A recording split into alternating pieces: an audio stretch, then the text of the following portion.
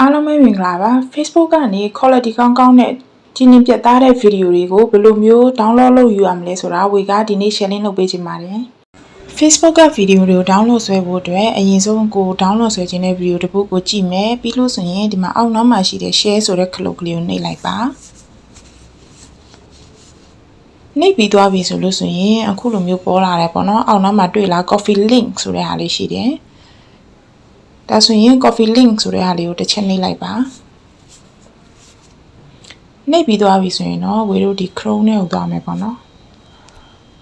Chrome နဲ့ရောက်ပြီဆိုလို့ဆိုရင် search bar မှာ Facebook downloader ဆိုပြီးတော့ရိုက်ရှာလိုက်ပါ Facebook downloader ဆိုပြီးတော့ရိုက်ရှာလိုက်ရင်အောက်မှာဒီမှာ website တစ်ခုတွေ့လိမ့်မယ် Facebook downloader ဆိုတဲ့ website ထဲကိုဝင်မယ်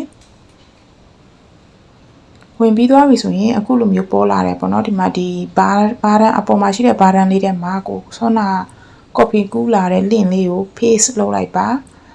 ပြီးရင်တော့ဒီမှာအောက်မှာရှိတဲ့ download ဆိုတာလေးကိုနှိပ်မယ်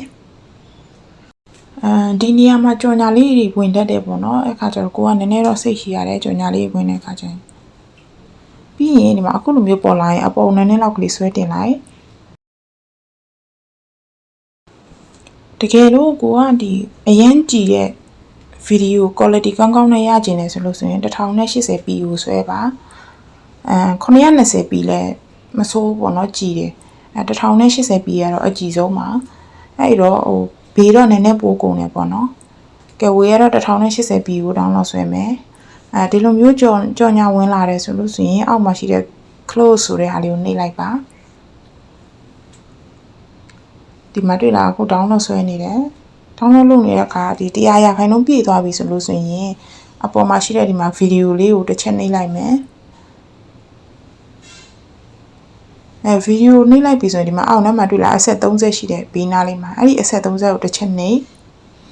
ပြီးသွားရင်ဒီမှာ download ဆိုတဲ့ဟာလေးကိုနှိပ်လိုက်ပါဒါဆိုလို့ဆိုရင်ကိုယ့်ရဲ့ဗီဒီယိုကဖုန်းထဲမှာတင်ပြီးသားဖြစ်သွားပါလိမ့်မယ်အားလုံးဆင်ပြေကြပါစေ